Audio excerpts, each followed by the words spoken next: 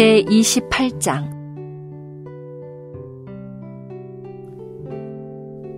우리가 로마에 들어갔을 때 바울은 자기를 지키는 군인 한 사람과 함께 따로 머물러도 좋다는 허락을 받았다. 3일 후에 바울이 유대인 지도자들을 불러 모았다.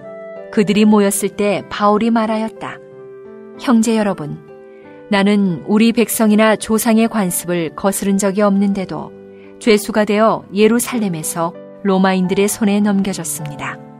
로마 사람들은 나를 신문하였지만 나에게 죽일 만한 죄목이 하나도 없으므로 나를 석방해 주려고 하였습니다. 그러나 유대인들이 반대하였기 때문에 나는 하는 수 없이 가이사에게 상소한 것이며 내 민족을 고발할 것이 있어서 그렇게 한 것이 아닙니다. 이런 이유로 내가 여러분을 만나 뵙고 말씀드리려고 여러분을 불렀던 것입니다. 나는 이스라엘의 소망 때문에 이 쇠사슬에 묶여 있습니다. 그러자 그들이 바울에게 말하였다. 우리는 유대에서 붙인 그대에 관한 편지를 받은 적도 없고 형제들 가운데 누가 와서 그대에 관하여 나쁘게 보고하거나 말한 적도 없었습니다. 그러나 우리는 그대가 생각하는 것을 직접 들어보는 것이 마땅하다고 생각합니다. 이 종파에 관해서 우리가 알고 있는 것은 어디서나 반대를 받고 있다는 것입니다. 그들은 바울과 날짜를 정해두었는데 그날이 되자 더욱 많은 사람이 그의 숙소로 찾아왔다.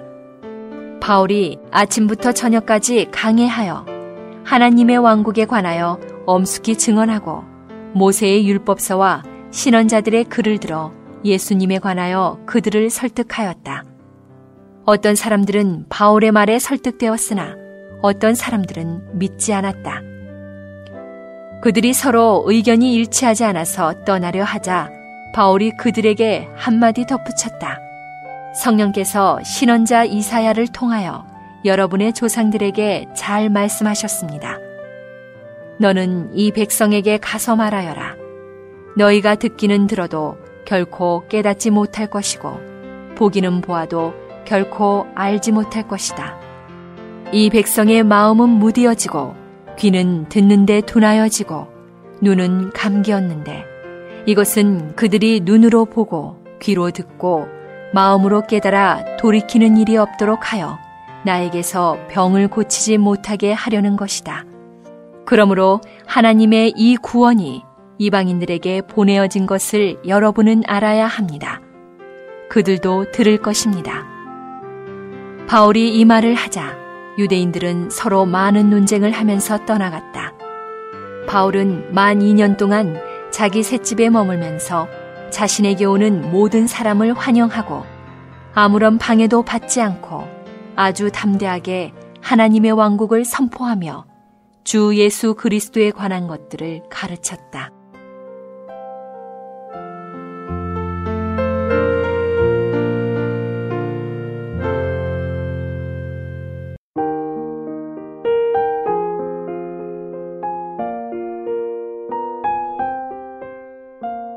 사도행전의 계속.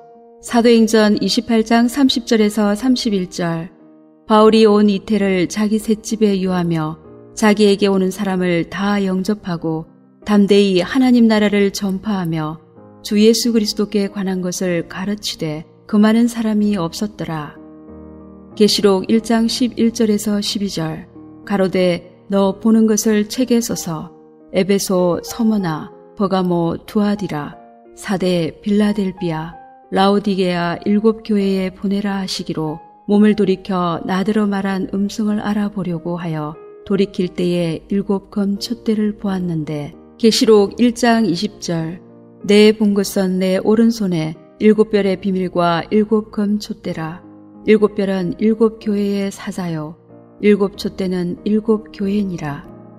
성경은 전부 66권입니다. 이 66권 안에 많은 책이 있습니다. 책을 끝까지 읽으면 당신은 이 한 권의 책이 끝났다고 말할 수 있습니다. 창세기는 50장으로 되어 있습니다. 당신이 끝까지 읽어가면 자연히 마지막에 이르렀음을 알게 됩니다. 마태복음은 28장으로 되어 있습니다. 당신이 28장까지 읽으면 자연히 끝났음을 알게 됩니다. 당신이 로마서 16장을 읽으면 끝났음을 알게 되고 계시록 22장을 읽으면 역시 끝났음을 알게 됩니다. 그러나 성경 안에는 끝났다고 말할 수 없는 한 권의 책이 있습니다. 나머지 65권은 모두 끝났다고 말할 수 있지만 끝났다고 말할 수 없는 한 권의 책이 있습니다. 그 한 권이 바로 사도행전입니다. 당신은 사도행전 28장까지를 읽고서 이상함을 느끼게 됩니다. 왜 이렇게 중단되었습니까? 당신은 사도행전 28장까지를 읽으면 이 책이 아직 끝나지 않았음을 알게 되고 이 책이 아직 결속되지 않았음을 알게 됩니다. 사도행전은 결속되지 않은 책입니다. 왜냐하면 사도행전은 계속 이어지는 것이기 때문입니다. 1세기의 사도들의 행전은 끝났겠지만 사도행전 전부는 결코 끝나지 않았습니다. 오늘까지도 여러분 모두는 여전히 사도행전을 보고 있습니다. 사도행전은 결속되지 않았습니다. 주님은 내 아버지께서 이제까지 일하시니 나도 일한다 고 말씀하셨습니다. 이것은 사탄이 배반하고 사람이 타락한 이래 하나님이 지금까지 일해 오셨고 주님도 일하심을 말하고 있습니다. 행전은 무엇입니까? 행전은 바울의 사역을 기록한 것이 아니고 베드로나 요한의 사역을 기록한 것도 아닙니다. 행전은 하나님의 사역을 기록한 것입니다. 누가 능히 하나님께서 사도행전 28장 후에는 일을 하지 않으신다고 말할 수 있겠습니까? 누가 능히 하나님의 사역이 사도행전 28장에 이르러서 정지했다고 말할 수 있습니까? 사도행전에는 결속이 없습니다. 사도행전 28장 후에도 하나님의 사역에 많은 그릇이 있었습니다. 하나님의 사역은 지금도 계속되고 있고 정지되지 않았습니다. 바울이 로마에서 2년 동안 사역을 한 후에 일이 없었던 것이 아닙니다. 바울의 일생을 보자면 그는 로마에서 살았고 후에 순교했는데 이러한 일이 사도행전 안에는 기록되지 않았습니다. 베드로나 바울이나 요한 3명은 중요한 사람이었습니다. 그러나 그들의 마지막은 써넣어지지 않았습니다. 이러할진대 우리가 어떻게 사도행전이 이미 끝났다고 말할 수 있겠습니까? 하나님의 간증은 다 쓸 수 없는 것입니다. 제29장으로 끝날 수 없고 제30장으로 끝날 수 없고 100장으로도 다 쓸 수 없는 것입니다. 만약 써야 한다면 계속 새로운 일이 더해져 들어가야 하므로 28장 후에 더 쓰지 않은 것입니다. 28장 후로는 쓰이지 않았지만 하나님의 사역은 아직도 계속되고 있습니다. 제1세기의 사역이 결코 절정에 이른 것은 아니었습니다. 하나님께는 4,000년의 오랜 세월 동안 하나의 사역이 있었습니다. 만약 사도행전 28장이 절정에 이른 것이라면 우리는 산 아래로 내려간 것이 되고 후퇴한 것이 됩니다. 그러나 그렇지 않습니다. 왜냐하면 주님이 내 아버지께서 이제까지 일하시니 나도 일한다 라고 말씀하셨기 때문입니다. 우리는 하나님의 사역이 로마 시대의 절정에 이른 것으로 여겨서는 안 됩니다. 또한 우리는 마르틴 루터 때에 하나님의 사역이 절정에 이른 것으로 여겨서도 안 됩니다. 아닙니다. 1세기가 하나님의 사역의 마지막이 아니고 16세기가 하나님의 사역의 끝이 아니고 최근이 하나님의 사역의 끝이 아닙니다. 하나님의 사역은 계속 앞으로 가야 합니다. 계속 왕국까지, 계속 새하늘과 새 땅까지 멈추지 않고 전진해 가야 합니다. 우리가 이것을 안다면 하나님을 찬양하게 될 것입니다. 사람은 종종 하나의 잘못을 범하는데 그것은 바로 자기가 처한 때가 교회의 가장 불행한 때라고 생각하는 것입니다. 마르틴 루터 때에 이렇게 생각한 사람이 있었고 요한 웨슬리 때에도 역시 이렇게 생각했던 사람이 있었습니다.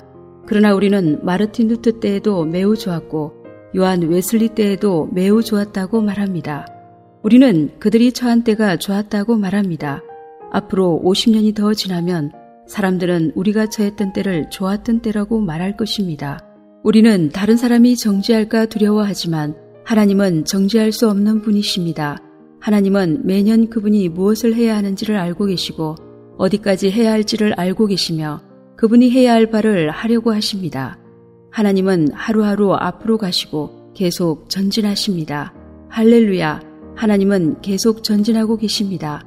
하나님은 전진할 때 항상 그분의 그릇을 가지고 계셨습니다. 사도행전 안에서 하나님은 그분의 그릇을 가지고 계셨고 마르틴 루터 때에도 하나님은 그분의 그릇을 가지고 계셨고 요한 웨슬리 때에도 하나님은 그분의 그릇을 가지고 계셨습니다. 영적 부흥이 있었을 때마다 하나님은 항상 그분의 그릇을 가지고 계셨습니다. 그러면 오늘 하나님의 그릇은 어디에 있습니까? 아버지는 지금까지 일하시지만 어떤 사람이 계속 하나님과 동역해 갈 것입니까? 어떤 사람은 나도 일하는가? 라고 말합니다. 이것은 중요한 문제입니다. 형제 자매여, 만약 하나님이 우리에게 약간의 빛을 주사 하나님의 사실을 약간 볼 수 있다면 우리는 하나님이 요구하시는 그릇은 바로 당초에 정한 그릇인 그분의 교회임을 인정하게 됩니다. 다시 말하면 하나님이 오늘 요구하시는 그릇은 개인적인 그릇이 아니라 단체적인 그릇입니다. 오늘 하나님이 얻어야 하는 그릇이 단체적인 그릇이라면 하나님의 자녀가 하나님에 의해서 그리스도의 몸이 무엇인지를 보는 데까지 인도받지 않는다면 하나님 손에서는 쓸모가 없게 되고 하나님의 목적을 이룰 수 없게 됩니다. 요한계시록 1장은 교회를 금촛대라고 말합니다. 하나님은 교회가 금임을 말씀하실 뿐 아니라 교회가 금촛대임을 말씀하십니다. 교회가 금에 불과하다면 결코 하나님의 마음을 만족시킬 수 없습니다. 왜 하나님은 교회를 금촛대라고 말씀하셨습니까? 왜냐하면 금촛대는 빛을 발하는 것이고 밝게 비추기 위한 것이기 때문입니다. 하나님은 교회를 빛을 발하는 그릇, 간증의 그릇으로 만들기 원하십니다. 하나님은 태초의 교회를 촛대가 되도록 정하셨습니다. 어떤 사람이 아닌 교회가 하나님 앞에서 촛대입니다. 하나님에게서 나온 금만으로는 부족하고 반드시 하나님을 위하여 빛을 발하고 하나님을 위한 간증이 되어야 비로소 금촛대가 되는 것입니다. 그러므로 교회는 하나님의 간증이 있는 것입니다. 금이 아닌 것은 교회가 아닙니다. 촛대가 아닌 것도 교회가 아닙니다. 안에 생명이 없다면 교회가 아닙니다. 안에 간증이 없어도 교회가 아닙니다. 교회는 반드시 하나님이 이 세대에서 무엇을 하려고 하시는가, 무엇을 얻으려고 하시는가를 보아야 하고 오늘 이 땅에서 하나님의 간증이 무엇인지를 보아야 합니다. 이래야만 비로소 금촛대가 될 수 있습니다. 더 간단하게 말하자면 하나님의 사역은 계속 전진하는 것이고 하나님은 여전히 그릇을 얻기를 원하시고 하나님의 오늘의 그릇은 당초에 정한 그릇과 같이 개인이 아닌 교회입니다. 어떤 사람은 교회 중에서 이기는 자가 나오는 뜻은 무엇이냐고 물을지도 모릅니다. 그렇습니다. 교회는 이기는 자가 나와야 합니다. 그러나 이기는 자의 간증도 역시 단체를 위한 것이지 개인을 위한 것이 아닙니다.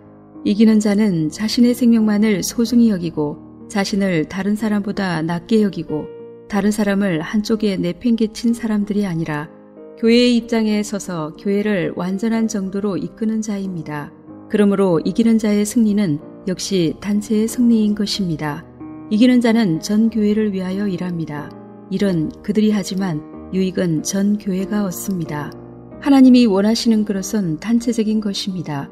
그러므로 우리는 몸의 생활을 살기를 배워야 합니다. 몸의 생활을 살려면 반드시 천연적인 생명을 거절해야 하고 하나님 앞에서 깊이 처리를 받아야 하고 심판받아야 하고 순종을 배워야 하고 교통을 배워야 합니다. 이것이 우리로 하여금 하나님의 그릇이 되는 기회를 갖게 할 것입니다.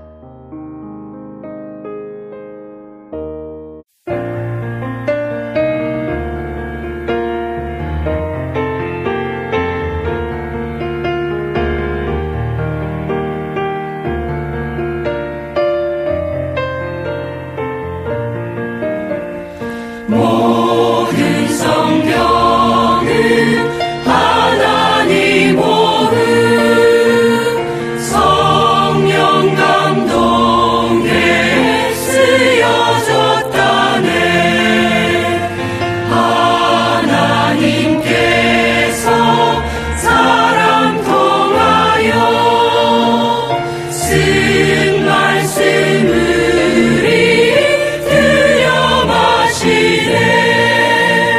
주의 말씀은 신성한 광선 사람들 속에 비춰주시네.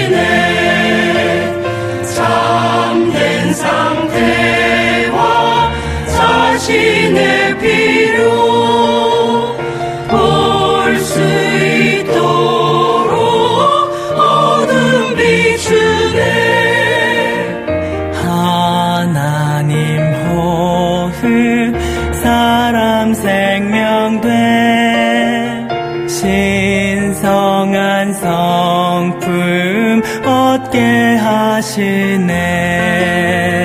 죽은 자 살려 거듭나게 해 온 생명 변케 하여 주시네.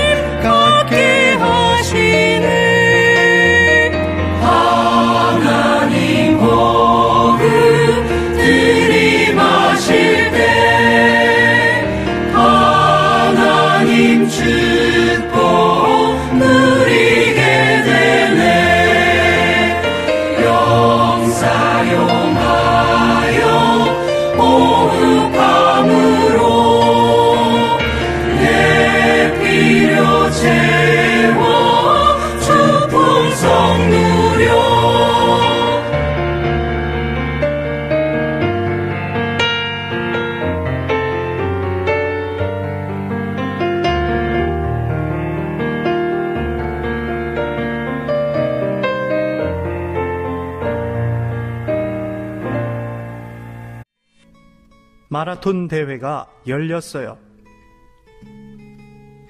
얼마 전 어느 지방에서 마라톤 대회가 열렸어요.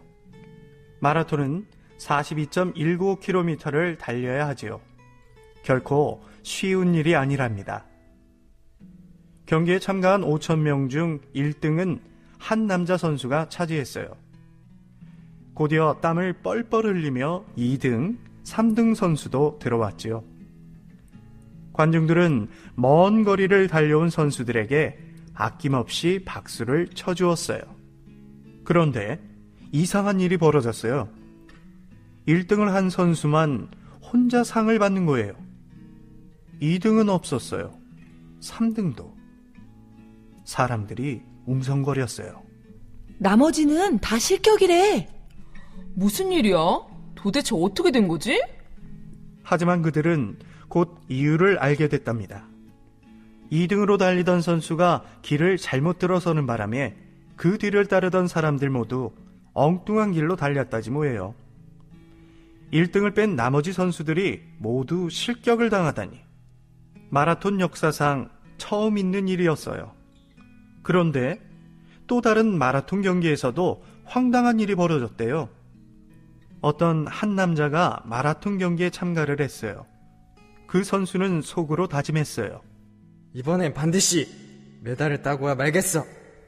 그러나 함께 출발했던 선수들은 저만치 달려가 버리고 그 선수는 점점 뒤로 처지게 됐답니다.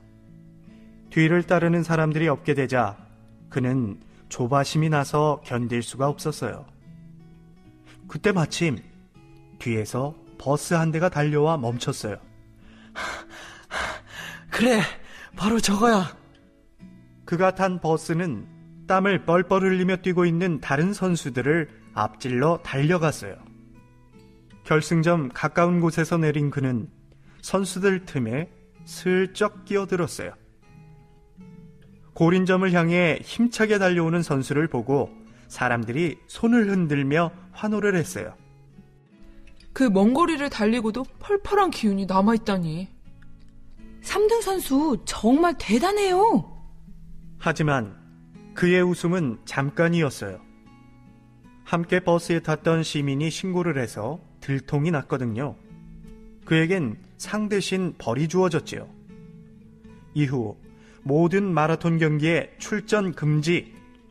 그 사람은 창피해서 고개를 들 수가 없었어요. 정해진 코스를 벗어나지 말 것. 반드시 자기의 힘으로 달릴 것. 이건 마라톤 규칙이에요. 하지만 마라톤을 할 때만 규칙이 필요한 건 아니겠죠? 우리가 생활하고 행동하는 모든 일에는 엄격한 규칙이 필요하답니다. 규칙을 지키며 생활하는 어린이는 하나님께 부끄럽지 않고 인정받는 일꾼이 될 수 있을 거예요. 경계하는 자가 법대로 경계하지 아니하면 승리자의 관을 얻지 못할 것이며. 디모데후서 2장 5절 말씀. 한국복음서원은 미국 복음주의 출판협의회 정회원인 LSM의 영적 서적을 번역하여 출판하는 출판사입니다. 도서문의는 1600-3191, 인터넷 주문은 www.kgbr.co.kr입니다.